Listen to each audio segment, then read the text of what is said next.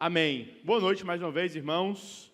Graça e paz da parte de Cristo Jesus para todos os irmãos. Bem, eu certa vez li e inclusive já ensinei que um pregador deveria, uma vez a cada 10 anos, parar seus sermões expositivos e pregar um sermão temático. E depois pedir perdão imediatamente. Pois é isso que eu vou fazer. Hoje eu não vou voltar para Marcos, ou pegar uma porção da Escritura e expor a única porção. Eu quero trabalhar com vocês um tema, o tema da encarnação de Cristo, preparando o nosso coração para o Natal. Amém? Salvo engano, esse é o nosso primeiro domingo do mês de dezembro. É isso mesmo? Então nós queremos pensar um pouquinho sobre o Natal, essa data tão importante. Mas não se anime, por favor, a despeito de eu não escolher uma versão, um único texto e trabalhar, eu vou ler várias porções da Escritura junto com vocês. Amém? Tem um autor americano chamado Tim Keller. Ele escreveu um livro, O Natal Escondido, e naquele livro ele afirmou que Natal é o único feriado que possui dois significados distintos que caminham lado a lado: o significado cristão e o significado secular. Isso gera uma tensão. Muitos cristãos percebem que o Natal secular cada vez mais evita referências ao nascimento de Jesus. Enquanto, do outro lado, as pessoas não religiosas, ou os seculares chamados, eles se incomodam quando algum elemento cristão surge no Natal. O que normalmente é inevitável. Pense em canções como Noite Feliz, canções como O Dia Feliz, conhecido também como O Happy Day, trazem à tona temas cristãos. O Tim Keller ainda continua no seu livro falando que alguns aspectos do Natal secular, como as luzes, os encontros familiares, a generosidade aguçada por aquilo que os homens chamam de espírito natalino, para cuidar dos pobres, para talvez dar a vaga no trânsito, para dar bom dia para o colega do corredor, para que o espírito natalino entre, refletem, mesmo que indiretamente, as origens cristãs do feriado. No entanto, e acredito que vocês também temem, que a nossa sociedade, cada vez mais secularizada, pode perder de vista o real significado do Natal. É importante que nós lembremos que os pica-pisca, como diz a minha filha, ou as luzinhas de Natal, elas apontam para uma esperança que vem de fora, do próprio Deus. A luz brilhou sobre a escuridão.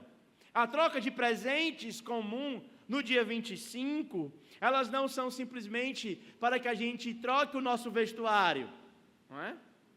Nós temos a cultura, pelo menos eu, na família que eu cresci, essa cultura era estimulada, da roupa de Natal.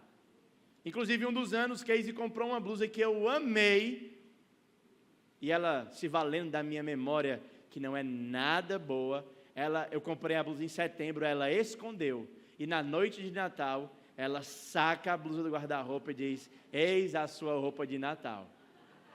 Então, eu não usaria, não esperaria até o Natal para fazer isso. Mas a cultura é boa, a roupa de Natal, não é? E essa troca de presente, talvez o amigo secreto, deve lembrar para a gente, deve ecoar nos nossos ouvidos a entrega sacrificial de Cristo, que abriu mão da sua glória para nos presentear com o maior de todos os presentes, que é a vida eterna. O espírito natalino, isto é, a solidariedade com os necessitados, o olhar mais atento para aqueles que precisam, reflete o fato de Cristo ter nascido numa manjedoura, ter sido um homem pobre e humilde e, de fato, gera elementos do nosso coração. Por isso, nessa noite, o meu papel e o meu desafio é tentar resgatar com vocês uma das épocas que é mais bela, talvez o feriado mais nacionalmente comemorado seja o Natal. E nós, como cristãos, devemos aproveitar essa oportunidade, não somente para decorar as árvores de Natal. E eu vou dizer uma coisa, irmãos, nessa igreja tem cada árvore de Natal na casa dos irmãos que o Iguatemi está com inveja. Por que choras, Iguatemi? Você já foi na casa da Aldenia, nossa aniversariante do dia? Aquela árvore de Natal ali, também tem a mão da Sarinha ali por trás, Rômulo certamente orquestrando todo. Nara Lígia se desafiando a cada semana, reformando a sua árvore de Natal. Mas além de toda essa beleza dos pisca-piscas, existe doutrina profunda que deve nos lembrar a respeito de Cristo.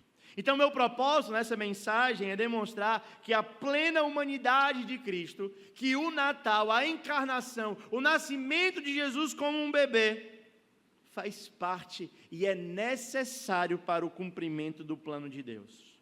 A plena humanidade de Cristo é necessária e faz parte do plano de Deus para a humanidade. O meu objetivo nessa noite é que quando você olhe para os presépios ou lembre do Natal, você lembre também da doutrina que nele está expressa.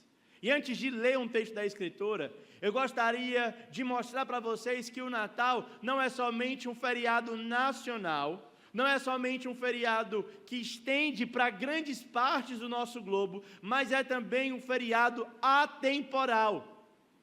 Desde da igreja primitiva, o Natal era comemorado. E eu quero trazer para vocês uma declaração de 325 depois de Cristo. Muito cedo já na igreja, as pessoas criaram doutrinas que nos ajudam a lembrar do Natal. Eu queria ler com vocês o concílio, o credo de Nicéia. Pedir para o Paulo Júnior preparar a projeção que fala um pouquinho da necessidade do Natal. Só um pouco sobre o credo niceno, é diferente do credo apostólico, e por favor, não é uma reza. Creio em um Deus. Aí observe a vírgula, né? Tem até aquele meme, né? Crê em Deus Pai, você já viu esse? Pois é, não é, eu creio em Deus, vírgula. A vírgula introduz a explicação. Esse Deus que eu acredito, primeiro, Ele é Pai, Todo-Poderoso, Criador do céu e da terra, de todas as coisas que eu vejo e as coisas que eu não vejo. E também, esse Deus que é Pai, também é Filho, em um só Senhor, Jesus Cristo, o unigênito Filho de Deus. E agora, o credo passa a explicar quem Cristo é. E ele diz, gerado pelo Pai antes de todos os séculos. Uma adição posterior vai dizer gerado, não criado, para destacar que Jesus não tem começo. Assim como o calor é gerado do fogo em sua existência, Cristo é gerado do Pai eternamente. Pode passar? Ele é Deus de Deus, isso é Cristo. Ele é luz da luz. Ele é verdadeiro Deus de verdade. Ele é verdadeiro Deus de Deus verdadeiro. Ele é gerado, não feito, não criado, de uma só substância com o Pai. E esse Cristo a quem nós celebramos no Natal, Ele é aquele pelo qual todas as coisas foram feitas. O qual por nós homens e por nossa salvação desceu dos céus. Foi feito carne pelo Espírito Santo da Virgem Maria e foi feito homem. Foi crucificado por nós sobre o governo de Pôncio Pilatos. Ele padeceu e foi sepultado. E ao terceiro dia ressuscitou conforme as sagradas Escrituras. Subiu aos céus e assentou-se à direita do Pai. E de novo há de vir com glória para julgar vivos e mortos, e o seu reino não terá fim. Esse é o Cristo que nós adoramos, o Cristo do Natal, o pleno homem, mas também pleno Deus, Deus verdadeiro de Deus verdadeiro, homem verdadeiro. E eu quero então trabalhar com vocês alguns aspectos, e o primeiro dele, que o Natal nos ensina, é de que Cristo, ele se encarnou. O Evangelho de João, capítulo 1, verso 14, o apóstolo João nos lembra que o Verbo, ele se fez carne e habitou entre nós, cheio de graça e verdade, e nós vimos a sua glória, glória como o unigênito do Pai. O ensino do Novo Testamento a respeito do Natal é que Jesus Cristo, embora sendo Deus e existindo eternamente, ele entrou na história e no tempo, no espaço, e se fez carne, revelando a glória de Deus. Esse aspecto da encarnação de Cristo, conforme o autor de Hebreus, capítulo 2, verso 14, nos ensina algo muito importante sobre quem Cristo é. Vai comigo para Hebreus, capítulo 2, verso 14. Barnabé, escrevendo aos Hebreus, disse o seguinte: visto, pois, que os filhos têm participação comum de carne e sangue, deste também ele igualmente participou, para que por sua morte destruísse aquele que tem poder da morte, a saber, o diabo. Então, o que o autor aos Hebreus está dizendo aqui, a quem eu presunçosamente atribuí a Barnabé, é que Cristo, ele se encarnou, ele assumiu a nossa natureza para que nos pudesse salvar. Você lembra da história? O primeiro homem, representante de toda a raça, Adão, falhou em seu papel de nos representar. Portanto, foi necessário que Deus enviasse um outro homem que pudesse gerar uma nova descendência. O apóstolo Paulo, escrevendo aos Romanos, chama esse homem de o segundo Adão, o qual é Cristo, a quem nós celebramos no Natal. Ele viveu como um ser humano, ele sofreu como um ser humano, ele morreu em um corpo humano. A morte de Cristo não foi uma morte aparente, ele não era um fantasma, ele não meramente parecia um ser humano, ele foi de fato um ser humano. O Evangelho de Lucas é mais preciso ao nos lembrar, no capítulo 2, que ele crescia em sabedoria, estatura e graça diante de Deus e diante dos homens. Ele nasceu, ele cresceu, ele amadureceu e viveu todas as etapas normais do desenvolvimento humano. Jesus Cristo possuía um corpo, ele possuía mente, ele possuía alma, vontade, emoções humanas, sentiu fome, sede, cansaço, tristeza, alegria, compaixão, ira e angústia. O Natal nos lembra que nós não temos um sumo sacerdote que não possa se compadecer das nossas fraquezas. Ao olhar para o menino da manjedoura, que convidou os seus discípulos a tocarem em seu corpo, você devia lembrar, no dia do sofrimento e da dor, que Jesus sabe o que você está passando. Às vezes, nós somos inclinados a procurar pessoas que tiveram ou que têm a mesma experiência que nós. Você foi abandonado pelo seu pai, conversa com fulano, fulano também foi abandonado, ele vai te entender, ele pode te aconselhar, ele pode revelar um aspecto dessa realidade que é mais efetivo. E de fato eu acho que quando nós experimentamos a dor, experimentamos algum tipo de experiência como essa, nós podemos falar com mais propriedade ao coração dos nossos irmãos. Agora veja o que Hebreus diz: esse Cristo, o menino da manjedoura, que cresceu, que nasceu, que viveu, ele passou pelas dores que você está passando, ele teve problemas familiares, e eu não sei como é que vai ser o Natal na sua casa, se vai ter uma mesa cheia, se vai ter aquele cunhado, não é? Malandro lá, se vai ter aquela pessoa da família que você tem dificuldade, que você vai revirar os olhos, eu não sei. E talvez você pode ficar um pouco receoso, angustiado, pela condição familiar que você está vivendo. Mas saiba que Cristo, Ele te entende. E Ele é um Salvador, e no Natal nós celebramos que Cristo, Ele compreende as nossas fraquezas. Talvez você chegue ao final desse ano cansado. Talvez você chegue ao final desse ano sobrecarregado, pressão no trabalho, não conseguindo dar conta com as demandas, as metas que eu tracei lá no mês de janeiro, eu as esqueci em fevereiro. Eu não consegui diminuir o número da minha calça. Eu não consegui terminar o meu plano de leitura anual. Eu não sei quais as aflições assolam seu coração nessa época. Mas uma certeza eu tenho para lhe dar nessa noite. Na encarnação do Verbo, Jesus entende o seu sofrimento. E existe consolo disponível para você na cruz de Cristo. No Natal, nós celebramos a encarnação do Verbo, mas nós também celebramos o conforto, a angústia, o medo, a ira também. Tudo fez parte da humanidade de Cristo. O ponto interessante que nós também aprendemos quando nós lemos os Evangelhos é que Jesus não somente se encarnou, mas a sua alma, ela era humana.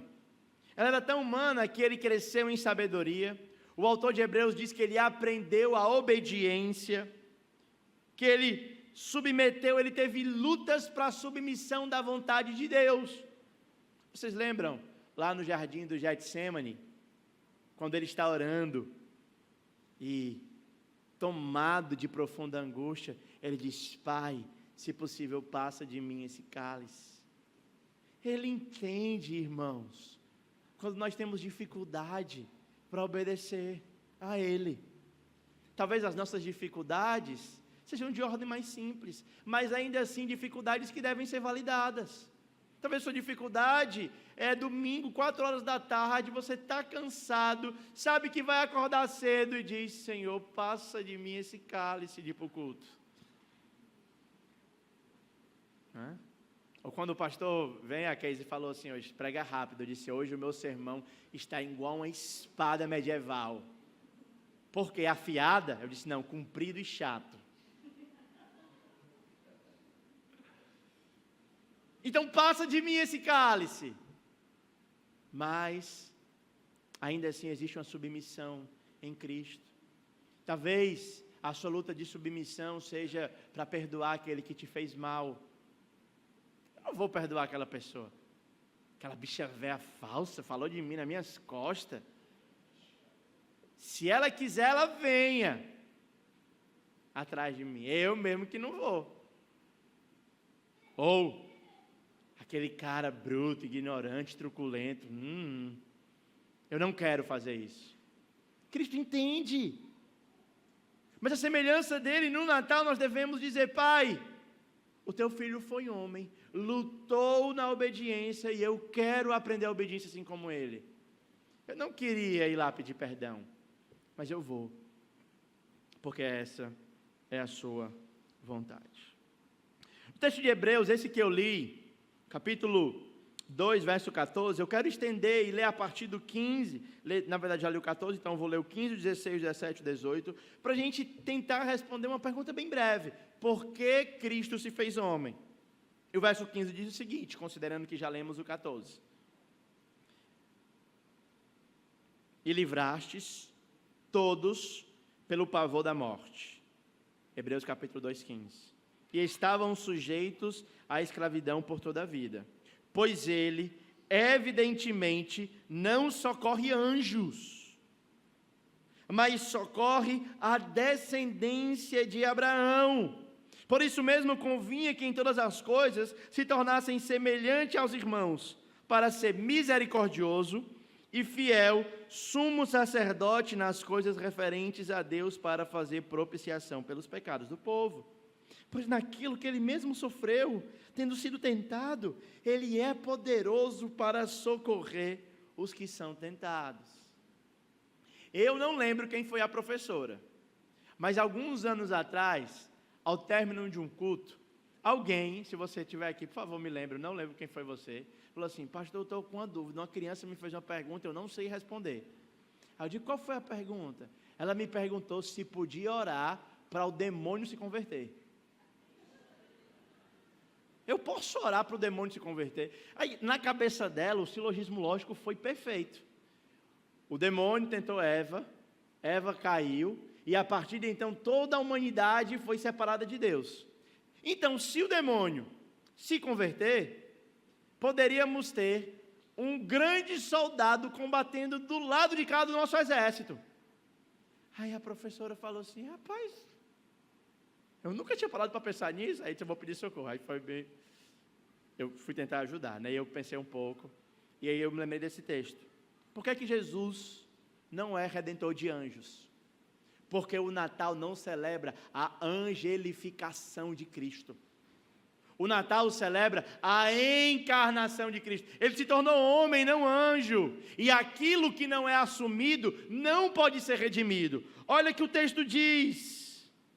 O verso 16. Ele não socorre anjos, porque ele não se angelificou. Ele socorre o que, irmãos? Descendência de Abraão. Ou seja, aquele que é carne. Ele assumiu a forma humana, ele assumiu a vergonha da humanidade para nos salvar. Então, primeiro, porque Jesus se fez homem, ele se fez homem para nos salvar.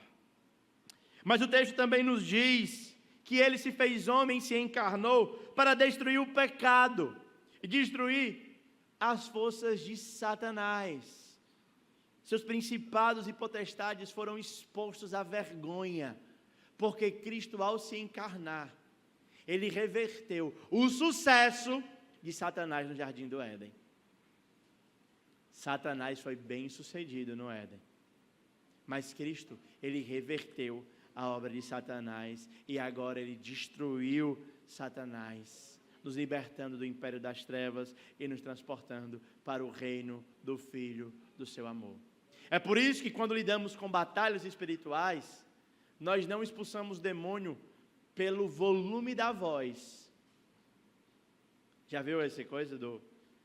Eu conheço um colega que estava lutando com o demônio, e aí o demônio vinha, né? Aí ele disse: sai fora! Aí, cada vez que ele falava, o demônio vinha para mais perto. Aí, da terceira vez que ele falou, o demônio deu uma mãozada nas pernas dele. Aí ele: você está surdo? Vá-se embora! Aí ele disse assim: rapaz, esse bicho não está me ouvindo, não. Tá? E ele gritava. Mas, irmãos, o que o texto está nos dizendo é que Cristo, ele derrotou o poder da morte, que outrora estava na mão do diabo. E ele venceu o diabo e seus demônios. Ele destruiu a morte. A morte da morte foi decretada na morte de Cristo. A morte morreu. E no Natal nós celebramos o início da morte. Porque Cristo em sua morte matou a morte. Amém? Uma outra verdade que nós aprendemos é que ele se torna um sumo sacerdote, misericordioso e fiel. Então, agora, inclusive mais na frente, o autor dos Hebreus, ele vai fazer um ponto muito interessante. Ele vai dizer: qual a linhagem do Messias? Quem lembra a linhagem do Messias? Ele era um filho de Davi. Mas o sacerdote deveria ser filho de... Como é o nome do filho da Nayana, hein? Como é? Levi, muito bem, exatamente. Obrigado, irmãos. E aí o autor fala assim: como é que ele vai ser sacerdote se ele não é da tribo de Levi? O autor de Hebreus vai dizer que ele inaugura um novo e completo sacerdócio. Um sacerdócio que muda a lei, estabelece a nova aliança. Porque quando muda o sacerdote, também muda a lei.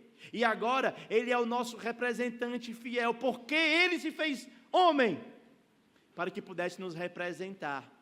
Mas ele precisava ser Deus para poder nos representar diante de Deus. Ele era Deus para se relacionar com o Pai, para ir até a sala do trono, mas era homem para assumir a nossa condição e ser o nosso sumo sacerdote. Ele foi fiel, porque aquilo que nós obedecemos ou desobedecemos, ele obedeceu. Aqui tem outra lição da salinha das crianças. Então, há muito tempo atrás também, uma criança teve um pequeno problema de comportamento. E a tia que estava liderando a aula disse: fique aqui, que ao término do culto eu chamarei o seu pai para conversar com você. E aí eu estava ocasionalmente acompanhando a conversa, e na hora que o pai foi falar com a criança, ele disse assim: papai, eu tentei, eu sei que o que eu fiz foi errado, mas eu tentei obedecer, mas tem um negócio dentro de mim tão grande, tão grande, tão grande, que eu não consegui fazer o certo. E aí na hora eu me intrometi e disse: é por causa disso que você precisa de Cristo. Eu tenho certeza que o pequeno Paulo, de Romanos 7, não vive uma experiência única. Você já viveu isso. É possível que você já tenha, ao ver alguém fazendo uma coisa errada, dito assim: olha que coisa feia que o fulano fez. Rapaz, pessoa que faz isso eu acho muito feio. Aí daqui a pouco, adivinha quem está fazendo? Você mesmo. Alguém já fez coisa na sua própria vida que você mesmo já reprovou? Alguém? Já reprovou, já disse que era feio, que era errado, que não devia fazer, foi lá e fez. Né? Por isso a gente precisa de alguém que obedece. É interessante que quando nós percebemos que nós não conseguimos cumprir a lei, nós precisamos de um sumo sacerdote fiel que o faz. E no Natal, o menininho envolto em panos, na manjedoura, andou desde o seu primeiro até o último respirar, em obediência, em consonância com a lei de Deus. Ele é verdadeiro homem. Ele obedeceu no seu lugar, ele sofreu e morreu como sacrifício substitutivo, ele serviu como um sacerdote que conhece as nossas fraquezas, e ele é o modelo do que significa viver uma vida humana cheia do Espírito. E por fim, para finalizar, eu convido você para ir em Hebreus capítulo 7, verso 26.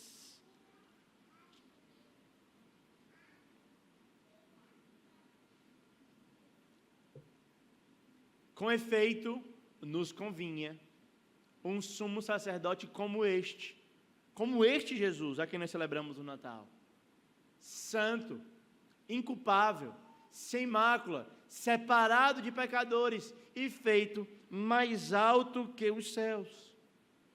Se por um lado o Natal nos lembra a encarnação de Cristo, o Natal também nos lembra a impecabilidade de Cristo. Cristo não pecou. Lembra de como Maria concebeu? Ela concebeu sem ser tocada. Ela concebeu por obra do Espírito Santo. E Lucas vai dizer que o Espírito Santo envolveu Maria em seu ventre. É como se criasse uma placenta santa, para que a semente do pecado não afetasse o menino que ali estava naquele ventre.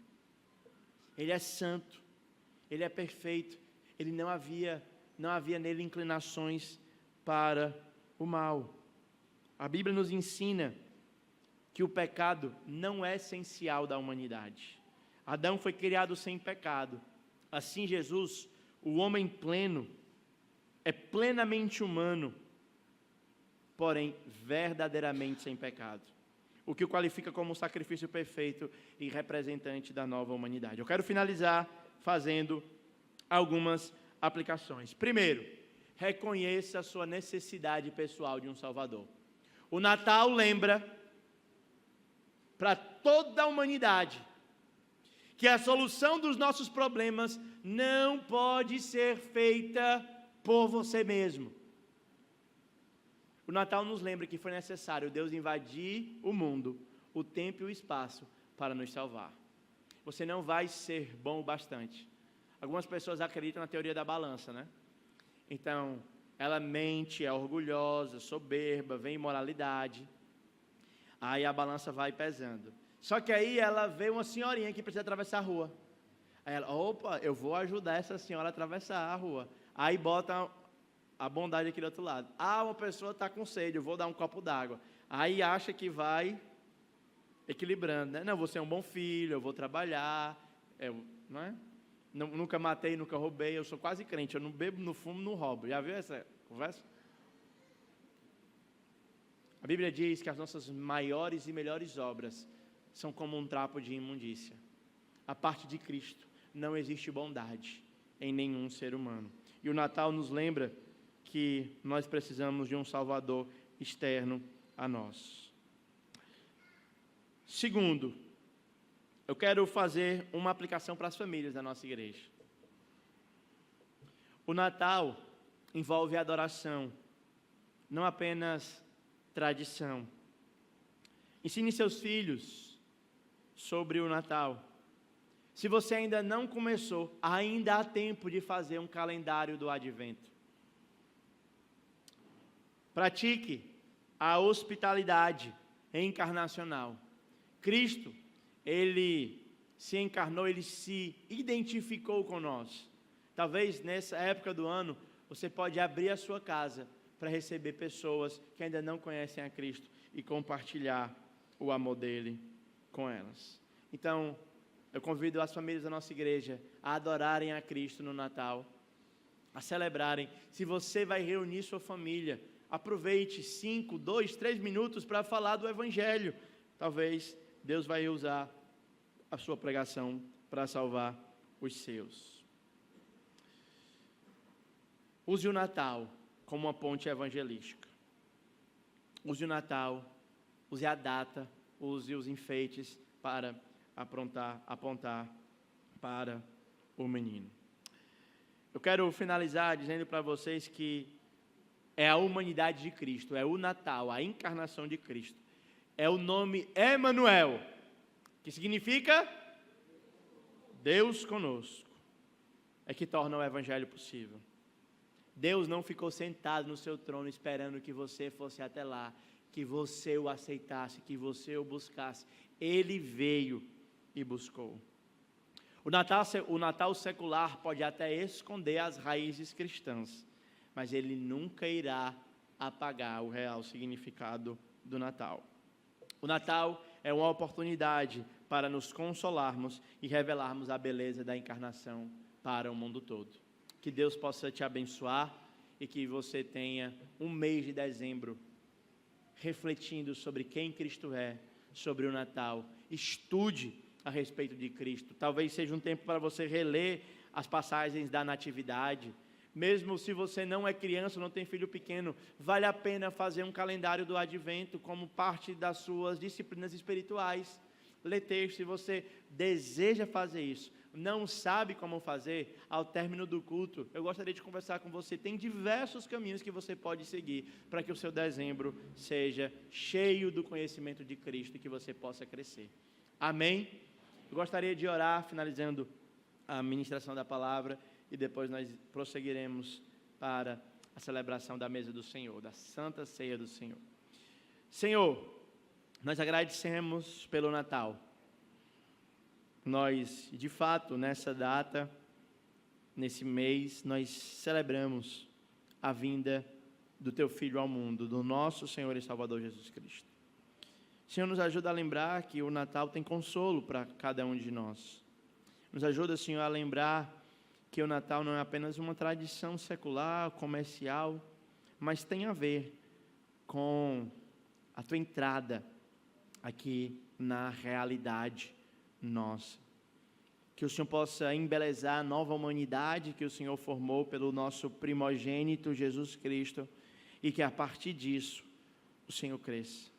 Nós confessamos como igreja que cremos em Jesus Cristo, o Filho de Deus, Senhor, Deus verdadeiro de Deus verdadeiro, luz da luz, gerado, não criado, mesma substância com o Pai, que foi concebido pelo Espírito Santo, que padeceu sobre Pôncio Pilatos, que foi crucificado, que foi morto, que foi sepultado, que desceu ao mundo dos mortos, mas que no terceiro dia, Senhor, nós proclamamos, nós acreditamos, como igreja nós cremos que Ele ressuscitou, e que não só ressuscitou, mas ascendeu aos céus, e nos céus está sentado à destra do Pai, de onde virá para julgar aqueles que estiverem vivos, mas também os mortos que ressuscitarão, onde virá com glória eterna, com milícias celestiais,